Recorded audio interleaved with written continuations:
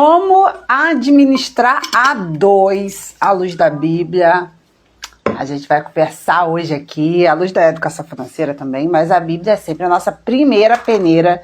Então seja muito bem-vindo, já pega a Bíblia, papel, caneta, para você não perder nada do que vai acontecer aqui e começar a botar em prática algumas coisas, pelo menos de mentalidade, se permitir pensar diferente, tá bom? Então pega a Bíblia, já começa aí abrindo a Bíblia e daqui a pouco eu já vou falar, né? Mas para adiantar aí, abre a sua Bíblia em Gênesis 2, versículo 24 e aproveita que o Instagram tá aí, ó, mandando essa live para todo mundo, mostrando ainda a live para as pessoas que estão online. Compartilha essa live agora com quem tá ao vivo e você que vai assistir essa gravação, compartilha com alguém que é casado e que precisa aprender o que a gente vai falar aqui hoje. Então, Gênesis capítulo 2, versículo 24, e depois nós vamos ler Amós, capítulo 3, versículo 3. Então, meu nome é Sulamita Guedes, eu sou mentora financeira de casais cristãos, e a nossa missão por aqui é te mostrar uma vida financeira alinhada com a vontade de Deus, feita a dois, de forma leve, assertiva e que te traga liberdade. Gênesis 2, 24 diz assim: por essa razão o homem deixará pai e mãe e se unirá à sua mulher e eles se tornarão o quê? Uma só carne. Amós 3:3 diz assim: porventura andarão os dois juntos se não estiverem de acordo? Então, esses são os versículos que a gente vai usar aqui, né? Quem está chegando depois é Gênesis 2:24 e Amós 3:3. Então, Deus nos chama para ser um e pergunta: tem como andar junto se não estiver em acordo? Então, a live hoje eu vou mostrar para vocês algumas formas de administrar dois e as implicações de cada forma e qual é a forma, biblicamente, com a educação financeira, que seria a melhor forma de administrar dois, que traz mais lucro para vocês como casal. Tenha certeza disso. Faz toda a diferença a forma como vocês escolhem administrar o dinheiro. A forma quando um casal chega para mim, né, para mentoria, e fala assim: a gente administra assim, assim, assado. Mas já tem os resultados da prova. Desculpa intrometer, mas já tem os resultados da prova. Ah, tá, olha só os alunos. Enfim, você vai... só pela forma como a pessoa chega para mim e me fala como ela administra, eu já sei se já tem dinheiro na mesa, se já tem dinheiro sendo rasgado por aí. Só pela forma como eles administram, eu já sei. Então, vamos lá. Eu quero que vocês imaginem aqui comigo e a gente vai conversar sobre algumas formas de administrar a dois. Imagina um casal onde um ganhe 6 mil e o outro ganhe 4 mil, beleza? Então, qualquer dúvida você vai colocando aqui que no final da live eu vou olhar. Eu não vou ficar olhando junto com eu falando para eu não me perder. Então, basicamente, são 3 formas de administrar o seu dinheiro. A primeira, eu não sei se vocês conhecem, é a 50-50. O que é o 50-50, gente? 50 é 50 em inglês. Então, uma das formas de administrar dois é 50%, 50%, que significa que o casal vê as despesas lá e cada um paga metade das despesas e o que sobra fica com cada um, para cada um fazer o que quiser. Beleza. Aí, a gente tem, nessa situação, se o casal ganha 6 mil e um ganha 4 mil, pensa numa despesa, né, conjunta de 7 mil. Imagina isso. Então, um ganha 6, outro ganha 4, a despesa é 7, e aí, como que fica essa divisão? Um vai dar metade, outro também metade. Então, cada um vai dar 3.500 e outro vai dar 3.500. O que acontece depois disso? O cônjuge que ganha 4 mil, vai sobrar quanto para ele, gente? R$500. E o cônjuge que ganha 6 mil, vai sobrar quanto para ele? Vai sobrar 2.500. Então, a gente começa já a ir numa desigualdade social dentro da mesma casa, né? Na mesma casa a gente vai ter duas vidas totalmente diferentes. Alguém com R$2.500 livre no bolso e o outro com R$500 apenas. Segunda forma de administrar. A segunda forma é a proporcional e ela acontece de duas formas distintas, tá? Então, a forma literal, né, de dividir proporcional, esses dias até uma seguidora mandou uma questão dessa pra mim, que ela falou que uma amiga dela não estava achando justa a divisão que estava rolando do dinheiro no casamento. Por quê? O homem ganhava muito mais, né, e a mulher ganhava muito menos, e aí eles dividiam proporcionalmente, cada um pagava na proporção que ganhava. De uma forma simples, para que vocês entendam, quem ganha mais paga mais, quem ganha menos paga menos. Beleza.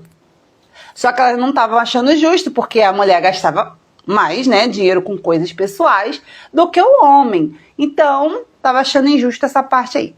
Isso foi o que uma seguidora apresentou para mim. E isso, na prática, como que seria no exemplo que a gente começou falando, né? Um ganha 6 e outro ganha 4. Dividindo proporcionalmente, significa 6 mil e 4 mil. Quem ganha 6 mil é como se ganhasse 60% da renda familiar. E quem ganha 4 mil é como se estivesse representando 40% da renda familiar. Então, a gente faz esse olhar, é matemática mesmo, tá, gente? Poucas pessoas fazem essa divisão assim, literal, mas ela existe e ela seria a menos injusta num olhar secular, tá? Não cristão, mas num olhar secular, ela seria o menos injusto por aí. Beleza, então pensa aqui comigo. Um ganha 6 mil, o outro ganha 4 mil e nós vamos dividir proporcionalmente. Quem ganha 6 mil representa 60% da renda da casa, quem ganha 4 mil representa 40% da renda da casa. E aí, quando a gente vai fazer as despesas, usando o exemplo que eu dei, as despesas em comum desse casal, dessa família, é 7 mil reais. Então, quem ganha 6 mil vai pagar 60% de 7 mil, que dá 4.200. Quem ganha 4 mil vai pagar 40% dessa despesa. 40% de 7 mil vai dar 2.800. Então, olha, vamos lá. Acompanha aqui comigo se você tem TDAH igual a mim, para você não ficar perdido. Quem ganha 6 mil vai pagar 4.200 e vai sobrar no bolso 1.800. Quem ganha 4 mil vai pagar 2.800 e vai sobrar no bolso 1.400. Ainda rola uma diferença salarial, uma desigualdade social ali, que um tá ficando com mais dinheiro do que o outro no bolso, tá? Então, muito cuidado com isso. E qual é a terceira forma de administrar? A terceira forma de administrar é a unidade, né? O que é a unidade, gente?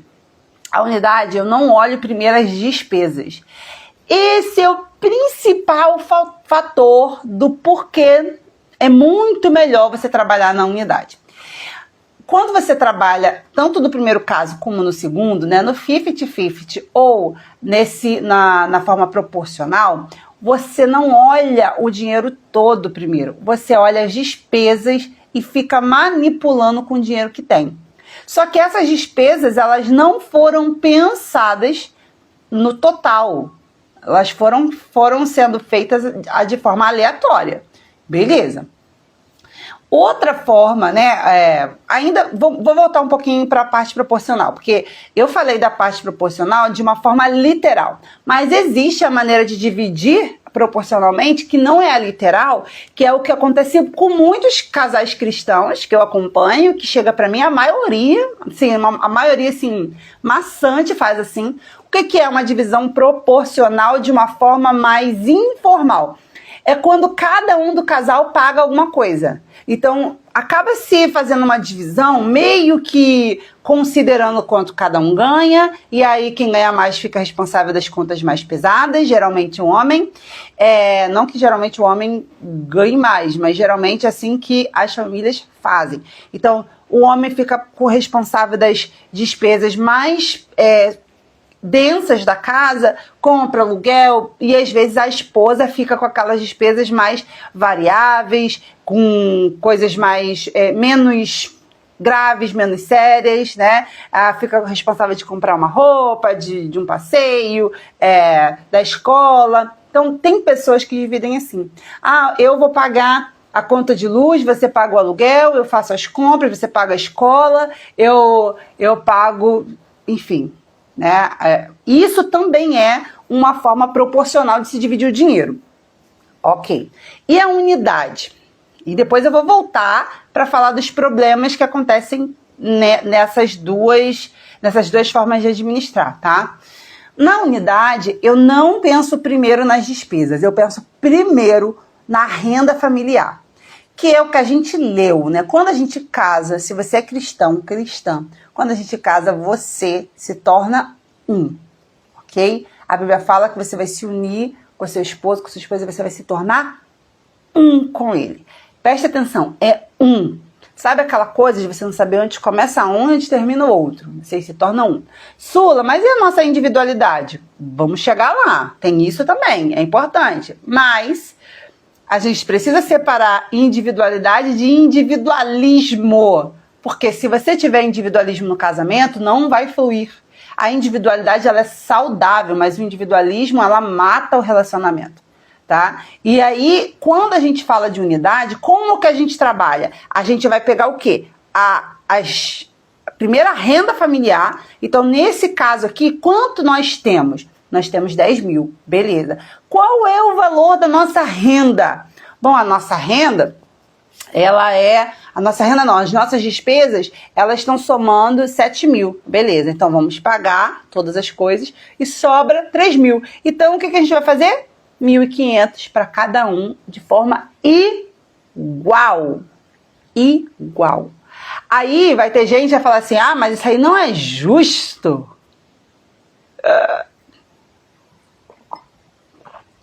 Então, primeiro, vamos lá, um pouco de Bíblia. A Bíblia fala que a nossa justiça é como um trapo de imundícia, para começo de conversa. Trapo de imundícia, assim, sabe o absorvente sujo? Então, isso era o trapo de imundícia da época, né? Quando a Bíblia fala sobre trapo de imundícia, ele está se referindo a isso. Justiça para quê? Para quem? Por quê? Você está querendo... quando a gente fala de justiça, a gente está querendo falar o quê? Que eu estou competindo e aí eu tenho que ser uma competição igual? Tem que ser justo essa competição? Quando você casa e se torna um com seu esposo, a ideia não é competir. A ideia não é quem ganha mais, quem ganha menos. A ideia, quando você escolhe alguém para casar, você está querendo alguém para unir as forças, para criar uma vida em comum, para criar uma vida juntos. Não é para competir, não é para ver quem ganha mais, quem ganha menos. É para ver o que juntos vocês conseguem construir juntos. O que juntando o meu salário com o do meu esposo nós podemos fazer, porque sozinho eu tenho uma coisa, mas juntos, mas a minha esposa não trabalha. Mas é ela que te dá suporte para poder ir trabalhar. Se vocês têm filhos, é ela que fica com o filho para você trabalhar. Se ela não trabalha fora, né? Vamos lá, venhamos e convenhamos. Não trabalha fora. Porque a mulher, quando fica em casa, ela trabalha mais do que, né? Diz aí se não é verdade. Trabalha mais do que trabalha do lado de fora. Em casa trabalha mais. Quando tem filho, mais. Então, esse conceito de justiça é justiça para quem? Vocês se tornaram um. Não deve haver nenhum tipo de divisão entre vocês. Biblicamente, não deve haver nenhum tipo de divisão entre vocês. Então vocês precisam, às vezes a gente faz tão tranquilo, né? A gente compartilha sonhos, a gente compartilha ideias. Boa noite, Lu. A gente compartilha medos, receios, a cama, a intimidade, o corpo, né? Um do outro. Mas aí na hora do dinheiro, a gente não quer compartilhar. E aí é uma coisa muito perigosa espiritualmente, porque você vai perceber qual é o peso que o dinheiro exerce na sua vida. Qual é o peso que o dinheiro tem em comparação ao que você sente em relação ao seu cônjuge. Qual é o peso que o dinheiro tem para você em relação à comunhão, em relação à unidade do seu casamento, em relação ao que Deus espera de vocês.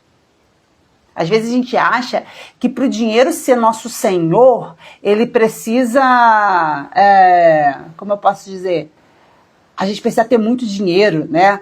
E aí a gente fica ganancioso, e aí a gente... Não, gente, o dinheiro ele pode ser o seu senhor de várias formas, se ele te impede.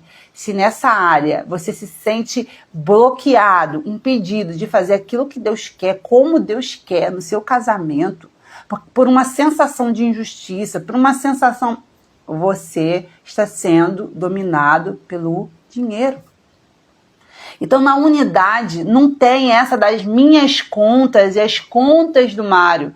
Tem a parte da individualidade. Eu vou falar dela no final. Mas a maior parte... Como que a gente separa que está acontecendo a individualidade ou se está acontecendo o individualismo? O individualismo, ele acontece quando a maior parte das suas decisões são pensadas em você.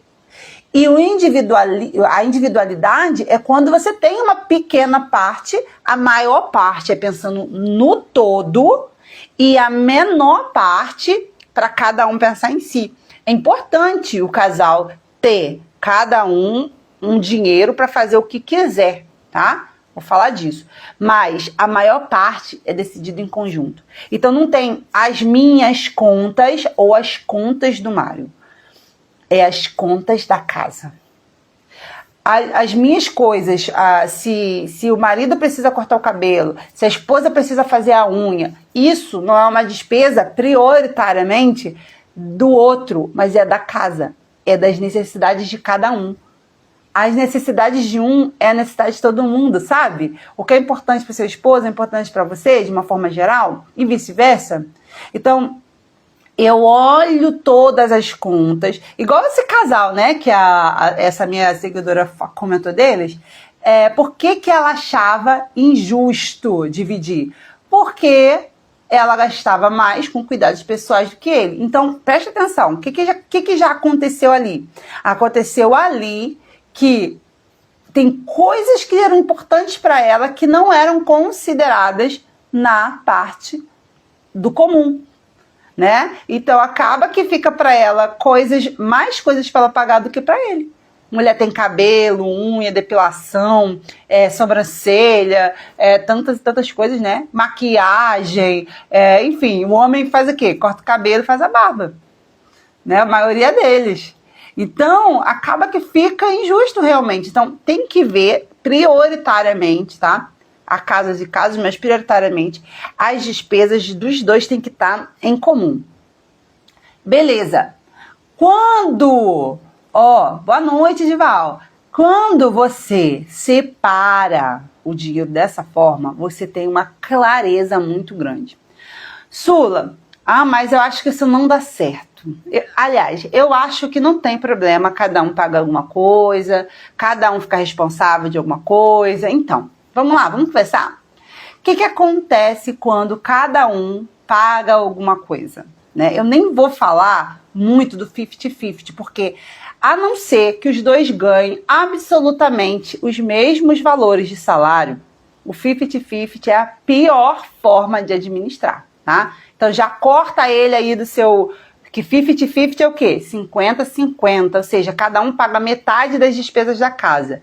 Só daria certo, entre aspas, de forma secular, se os dois ganhassem exatamente as mesmas coisas, ok?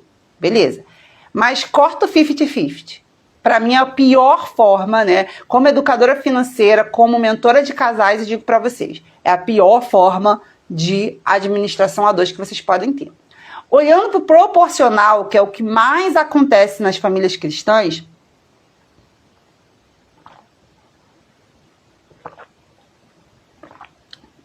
a gente pode ter vários tipos de problema. Então, por exemplo, o que acontece na nossa cabeça quando a gente ganha um salário X? Esses dias eu estava falando, e quando só o marido trabalha? Então, quando só o marido trabalha, não significa que você não trabalha, tá? Eu até falei isso. Quando só o marido trabalha, os dois trabalham, tá? Porque você tem certeza, a não ser que você fique em casa igual uma dondoca e ainda tem empregada que faz tudo pra você e você não faz nada. Aí é outro nível. Mas se não, fala a verdade pra mim, é só ele que trabalha ou você também trabalha bastante em casa? Fala pra mim aí, se é ou não é verdade? Ou você trabalha em casa também? Conta aí que eu quero ouvir. O que acontece? A gente tem que parar de fazer essa divisão. Mas a esposa não trabalha. Não importa, o dinheiro dele é dos dois. O dinheiro não é dele. Sabe por quê? Porque se ele está conseguindo trabalhar, é porque tem alguém na retaguarda. Então, não existe só ele trabalha. Tem casais que chegam para mim na mentoria e aí a mulher não pode falar nada. Porque, aliás, às vezes, isso não é nenhum problema do homem. Lá, os afazeres do lar é comigo. Então, já viu quanto que é uma empregada doméstica? Né? Já que se os serviços da casa é com você, põe na ponta do lápis a menina que quanto é por dia para a menina vir limpar? Lá, sou a primeira a acordar e a última a dormir. Inicio às 4 da manhã e deito 22 horas. Aí eu te falo, ela não trabalha não? Aí só porque ele tá indo trabalhar oficialmente, aí a mulher não tem direito de compartilhar das decisões, de entender o dinheiro da casa. E ainda trabalha no ateliê. Olha aí. Então, isso precisa ser tirado de jogo pra gente. Por isso é importante, mulheres. As mulheres ficam mais ligadas, né? De procurar conteúdo como esse, de participar de conteúdos como esse, mas vocês precisam trazer os maridos de vocês para assistir essas coisas também. Eu vou deixar essa live gravada. Mostra pro bem. Né? Eu chamo o marido de bem, porque é o nosso maior bem. Então, mostra pro bem de vocês. Né? Mostra para ele, interage ele nesse universo para que ele possa aprender junto com você. Então, o que a gente precisa entender? O dinheiro é dos dois. Tem mulher que chega para mim, como eu disse, não é nem o homem que faz essa separação, tá? Às vezes o homem não tem problema nenhum de dividir, de falar, de abrir, mas a mulher não se sente digna de opinar no dinheiro porque ela não está trazendo oficialmente o dinheiro para casa. E isso é errado. Tem casais que chegam aqui, já atendi um casal que ele trabalhava e ela não trabalhava. Aí sabe o que acontece? Vou dizer o que acontece. A mulher fica em casa e ela fica reparando em tudo que precisa. O homem vai trabalhar, fazer dinheiro. A mulher está em casa, com os filhos, e ela presta atenção se acabou uma coisa no sacolão, se acabou, sei lá, um sabão em pó, se acabou o leite, o que precisa. E aí o marido chega do trabalho. E aí ela pega e vomita no marido todas as necessidades que ela viu, que ela reparou durante o dia. Eu quero que vocês se coloquem nos dois lugares aqui, tá? Da mulher que está em casa, não pode trabalhar, tá lá com as crianças, beleza. Ela tá querendo o quê? Ela tá querendo ajudar o marido, dizer pra ele o que precisa. Ela tá fazendo o papel dela. Agora vai pro marido. O marido chegou cansado, trabalho, recebeu, pagou as contas, ficou quase nada na conta. Quando fica alguma coisa, e quando chega em casa, a mulher sai despejando, mas porque tem que comprar isso, tem que fazer isso, tem que fazer aquilo, tem que comprar outro, a escola pediu não sei o quê, não sei o quê. Como é que fica a cabeça desse marido? Como é que fica a cabeça do teu esposo de você só chegar para ele. Você já pensou como ele se sente? Se você pede alguma coisa para ele e que ele tem, ele vai ficar, a maioria dos maridos, eles têm prazer de poder dar isso para suas esposas, para os seus filhos. Mas você já parou para pensar, se ele não tem, como ele se sente? De você mostrar as necessidades, que você não está fazendo errado, mas olhar na conta e ver que não tem para fazer aquilo. E aí a gente tem do outro lado o marido que se sente na obrigação de prover a todo custo. Não, eu sou provedor, eu tenho que prover, não pode faltar nada. E aí, como eu já vi vários e vários casais passar aqui na mentoria, de chegar num ponto que a mulher nem sabe e o marido está extremamente enrolado financeiramente, porque ele não, na cabeça dele, não podia abrir o problema. Ele estava servindo a família dele e ele não sabia lidar com aquilo e foi levando. E muitos têm dificuldade de procurar ajuda. Por quê? Eles se sentem como? Eu devia ser capaz. Eu devia ser capaz de fazer isso. Ó, a Daí tá falando, é verdade. Deixa o homem chegar, tomar um banho, lanchar, aí depois conversa, tenha calma, há tempo para tudo. Isso acaba com ele, por natureza ele é o provedor e quando falta ele se sente pequeno e derrotado. É isso que acontece. E o que acontece com o homem que se sente incapacitado e derrotado, gente? Mas como que a gente vai fazer isso? Como que a gente pode ajudar nosso marido, né, a não se sentir assim, se a gente não sabe nada do que está acontecendo no dinheiro da casa? Se a gente só acha que tem que ficar lá sentada, cuidando da casa, das crianças e não participa da parte financeira. Não tem planejamento, não olha seu dinheiro antes de começar a gastar, não se pensa para onde quer que o dinheiro vá e o dinheiro vai embora e vocês nem veem. Sabe quando que esse problema não vai acontecer? Quando vocês dois sentarem juntos, olharem todas as contas, todas as despesas de ambos, tudo que deve, tudo que precisa pagar, tudo. Pega o dinheiro e pensa, caramba, isso aqui eu preciso pagar, isso aqui também eu preciso pagar. Sobra quanto? Sobra alguma coisa? Não sobra. Se não sobra, o que a gente vai fazer? Tem alguma coisa que dá para não pagar? Gente, parece ruim, né? A gente fala assim, eu sou crente, não posso não pagar. Gente, preste atenção. O que não é certo? Você pode estar numa situação assim. Só que decidir o menos pior das ações não é errado. Errado é você estar vivendo esse ciclo mês a mês e não tomar nenhuma atitude para mudar isso. Não parar com o esposo, com a esposa e falar assim, ó, desse jeito que tá aqui, não tá certo, não tá bom, não é isso que a gente quer. Inclusive, eu quero te chamar para participar do workshop Organize e Prospere, que vai ser no dia 30. Se você ainda não está no workshop, você precisa entrar no grupo. O link está na minha bio. Você vai clicar lá e vai esperar a gente te aceitar no grupo. Por quê? Eu vou contar para vocês como construir, quais são os 5 passos para construir essa vida do jeito que Deus quer que vocês vivam. Né? E qual é essa vida? Como que é essa vida? Ó, tá falando, ó, não sobra, ainda falta, misericórdia. Pois é, se falta, a gente precisa, gente, parar, tomar uma decisão, dar um passo para trás, para poder dar outros para frente. Precisa investir em conhecimento, precisa parar e repensar. Não, aí o que acontece? Um mês não sobra, aí, primeiro não começa faltando, começa não sobrando. Porque se o dinheiro não sobra, se você paga tudo, você tá aqui, tá me ouvindo, eu não tô lançando maldição nenhuma sobre ninguém, tá, gente? Que eu sou crente, eu profetizo vitória na vida de vocês. Só que preste atenção no que eu vou dizer. Se você tá assistindo essa live aqui e você consegue pagar tudo, não, Sula, eu pago tudo. Graças a Deus consigo pagar todas as minhas contas, não fico devendo nada a ninguém. Mas não sobra, você está à beira do endividamento. Eu vou repetir.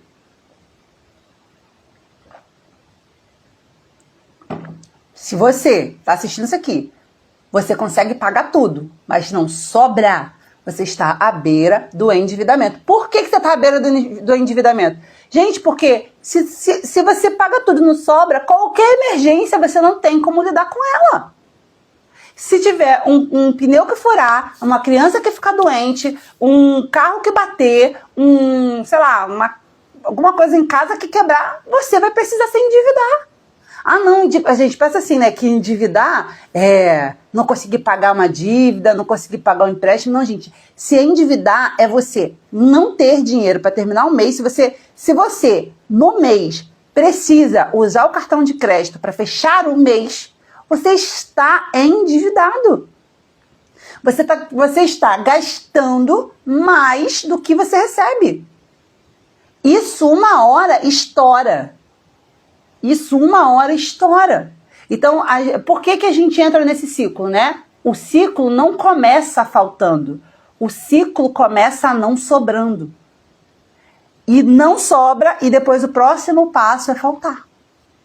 Mas tem solução? Claro que tem. Trabalho com isso há mais de 4 anos trazendo esse tipo de solução. A gente tem solução, tem caminho para isso.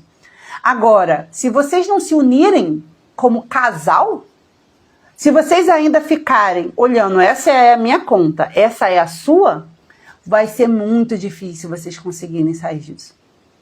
Porque, primeiro, que não tem a bênção. A bênção está sobre a união. Ah, mas eu faço tudo direitinho, ela que enfia os pés pelas mãos. Por que enfia os pés pelas mãos? Porque ela pensa que o dinheiro é dela. Ah, eu faço direitinho, é ele que fica comprando as coisas, fica comprando coisa que não devia, que não sei o que, tererê pão duro. Por que ele faz isso? Porque ele pensa que o dinheiro é dele. No momento que vocês olharem o dinheiro como de vocês, que a maior parte do dinheiro, ninguém decide nada, sem a decisão dos dois, não vai ter um comprando uma coisa, o outro comprando outra, que você discorda ou concorda. Ó, a Cid está falando aqui temos uma regra, aqui a gente tem uma regra crédito. Crédito não é para alimentos e mantemos a caixinha da emergência. Nem sempre foi assim, ainda temos muito que melhorar. Olha aí, muito bom, muito bom. Porque essa é uma forma de gastar no crédito muito ruim mesmo, com alimento, né? Que você já vai gastar de novo mês que vem. Então, a gente precisa olhar tudo junto. Quando você não olha tudo junto, tem muito dinheiro sendo jogado fora. Até separei umas coisas aqui. Outra coisa que acontece, né, quando cada um do casal recebe diferente, é que a nossa mente, ela se associa com o dinheiro que a gente gasta para liberar tipos de comportamento de compra, tá? Então, o que eu tô querendo dizer aqui? Se eu ganho 6 mil, a minha mente é de quem ganha 6 mil.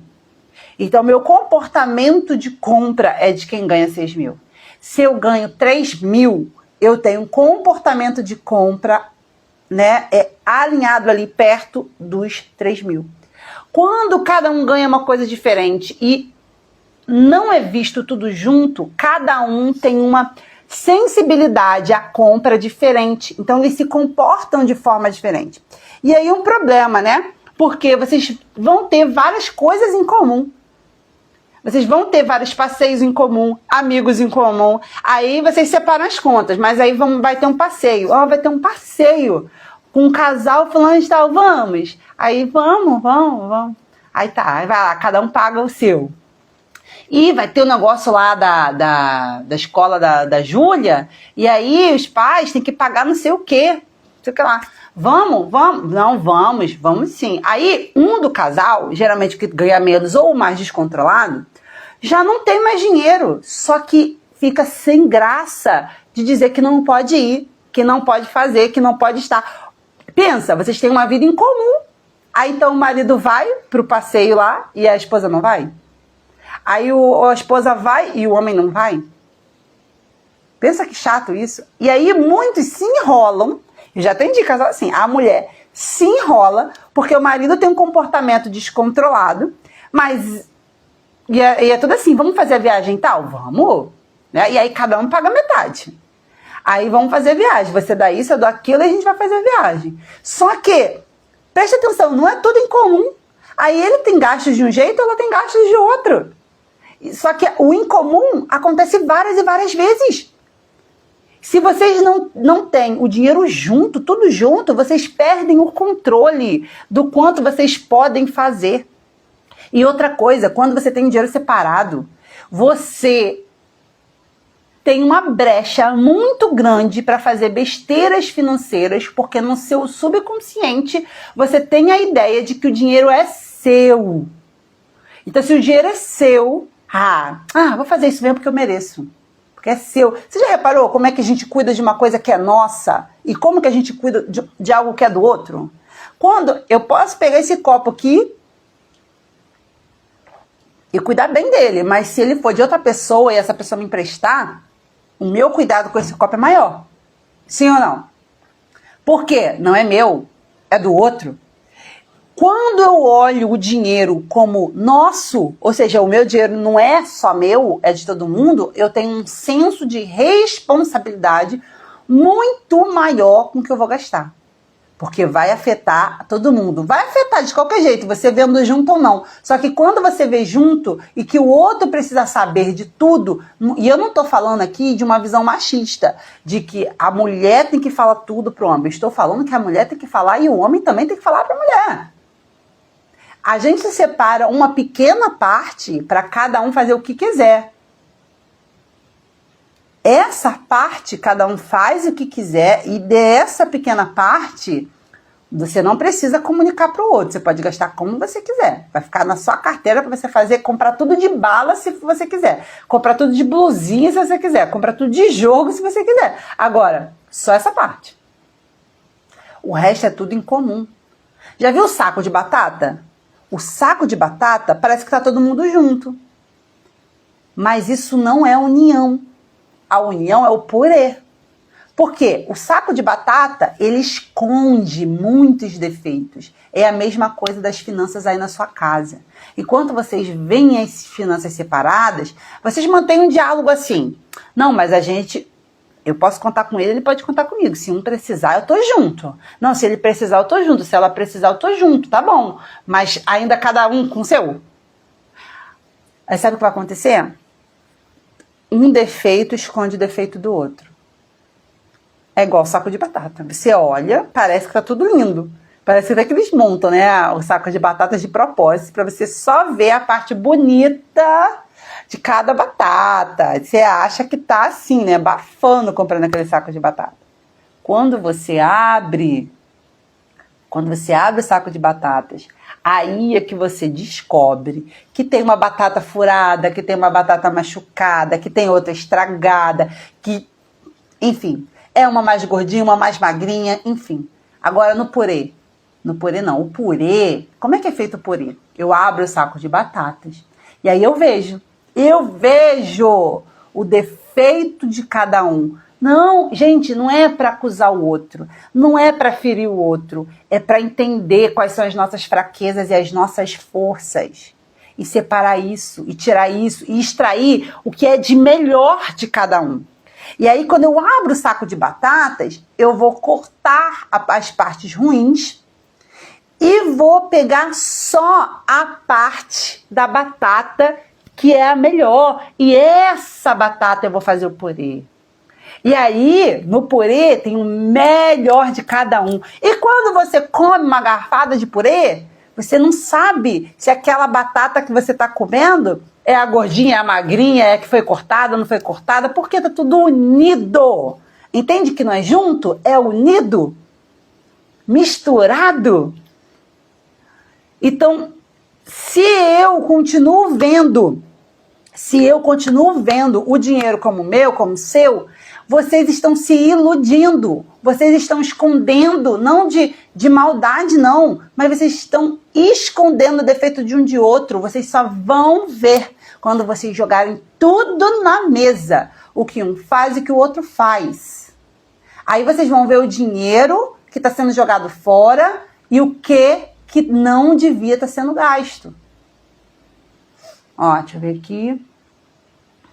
Ó, falou assim, ó, eu tenho um grande problema, não gasto nada comigo. Sempre vejo a necessidade dos filhos da casa primeiro. Isso deixa ele bem chateado. Ele tá certo. Você tem que olhar para você. Por isso que uma das estratégias que a gente usa, deixa eu ficar de olho no que tem encontro agora com a turma, né? Uma das estratégias que a gente usa é isso, né? Cada um pegar uma parte do dinheiro para gastar como quiser. Por que você pode ser isso, tá? Por que você só pensa nas necessidades da casa e do filho? Porque esse dinheiro não está sendo planejado, pensado em todos. Então, um mesmo dinheiro é para tudo. Não tem uma divisão, não tem um planejamento, não tem uma regra para o dinheiro. Então, quando você vê o dinheiro, você pensa assim, bom, o que é mais importante? Eu ou os meus filhos? Os meus filhos. Erradamente, tá? Porque antes dos seus filhos vem você. Mas a gente pensa assim. A Luciana tá falando assim, gente, essa live tinha que estar no Jornal Nacional, todo mundo precisa ouvir. Pois é, então compartilha essa live com todo mundo. Quando ela ficar, manda esse aviãozinho para alguém que tá ao vivo e depois compartilha quando ela estiver no feed. O que eu tava falando? A Cíntia falou que deu até fome, ó. Então, quando você junta o dinheiro, né, quando a gente começa a olhar o dinheiro como um, a gente vai começar a ver os verdadeiros ralos financeiros. A gente vai começar a ver as atitudes que estão erradas. E essa atitude, né, que a Cíntia está falando aqui, que, poxa, não gasta comigo. Por que não gasta com ela? Porque o dinheiro, ele tem que servir todas as esferas das necessidades de vocês. E não só os filhos, e não só você, e não só a casa, e não só a reserva, e não só um sonho. Equilíbrio. Então, quando eu não tenho uma regra para o dinheiro, o que acontece? Eu fico olhando tudo que é mais importante. Só que todas as partes são importantes. Não é uma e não a outra. As duas são. Só que quando eu não tenho planejamento, eu olho o dinheiro como um só. Toda vez que eu vou decidir, eu penso, o que é mais importante? Meu filho ou eu? Ah, meu filho. Aí tem uma outra coisa que acontece, aí eu falo assim, o que é mais importante? Meu filho ou eu? Meu filho. O que é mais importante? Aí precisa de uma terapia essa pessoa também, né? Porque você também é importante. Mas quando você planeja o dinheiro assim, ó, isso aqui é da casa, isso aqui é pra mim, isso aqui é para as necessidades dos meus filhos, isso aqui é para a necessidade do meu marido, isso aqui é para reserva, isso aqui é para o nosso sonho. Aí quando você gasta o dinheiro com você não tem o peso de que esse dinheiro que você está gastando está tirando do seu filho. Porque o dinheiro do seu filho também foi pensado. Foi planejado. Você gasta com o que você quiser sem a culpa de pensar que aquele dinheiro que você está gastando tá saindo da emergência. Tá tirando o sonho de vocês. Aí fica aquele casal que fica daquela mania desenfreada de economizar e não vive nada. Não tem uma experiência, não sai com as crianças, porque acha, não, vamos economizar.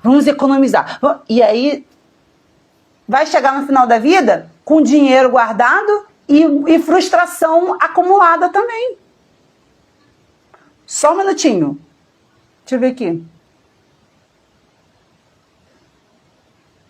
Aqui, ó, a Jéssica falando. Oi, Jéssica. Casais cristãos que não têm a vida financeira comum estão abrindo brechas muito perigosas, porque para muita gente o dinheiro é um ídolo e isso alimenta o egoísmo entre o casal. Com certeza. Foi até uma coisa que eu falei no início dessa live. Se eu tenho problema de compartilhar o meu dinheiro, eu preciso pensar o peso que esse dinheiro tem em relação ao meu desejo de ser um com o meu cônjuge. O peso de que eu tô dando para ter mais, para ter controle daquilo. Porque a gente, mulher, a gente quer controlar as coisas, a maioria de nós, né?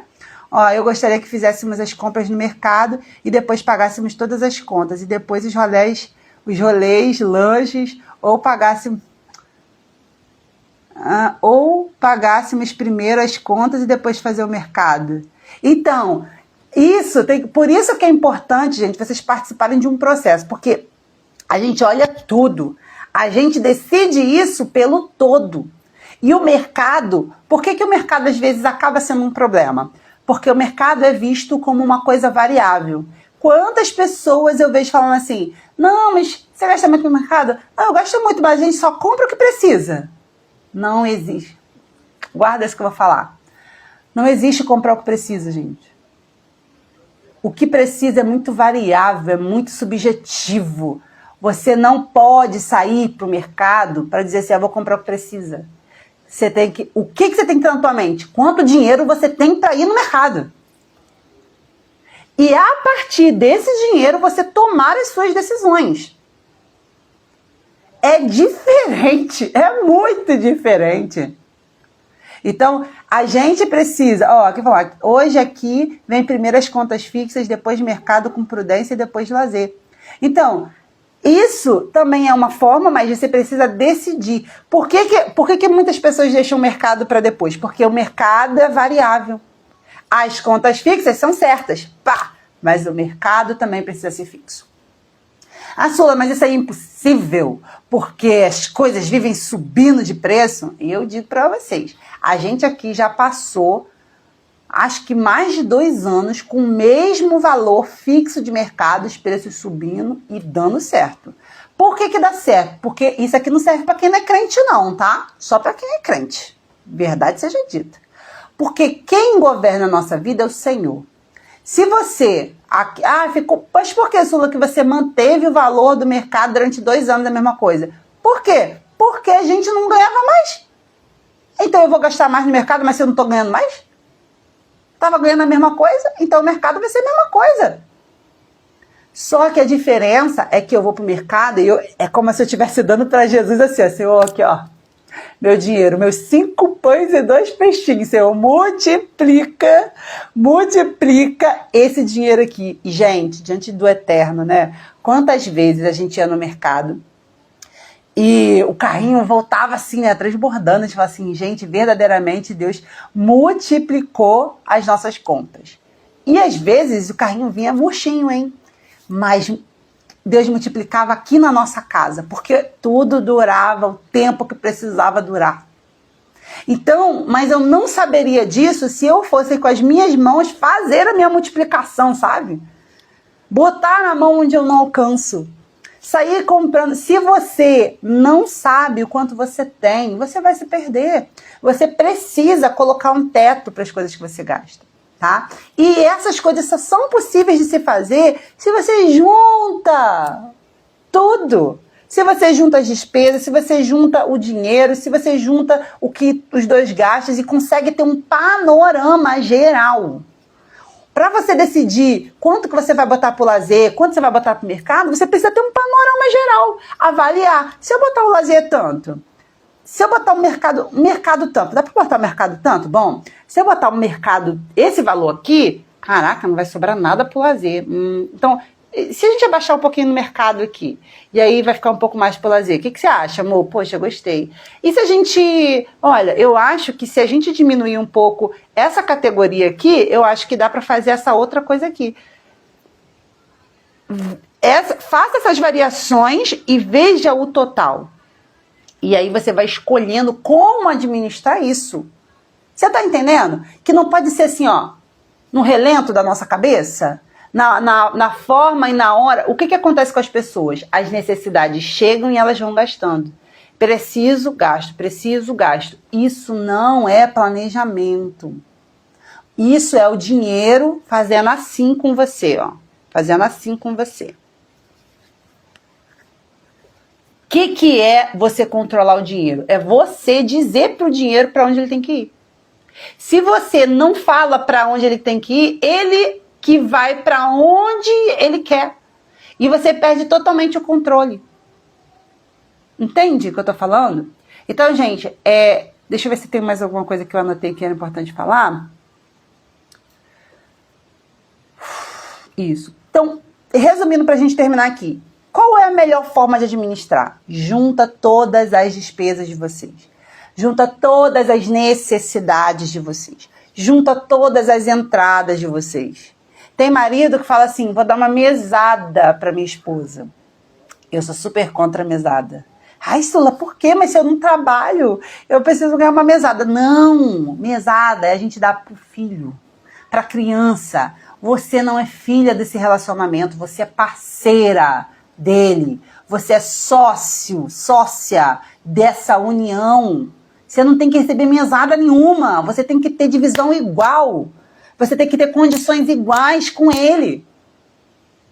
Mas se você não trouxer ele para esse mundo, você não vai conseguir fazer isso entrar na cabeça dele.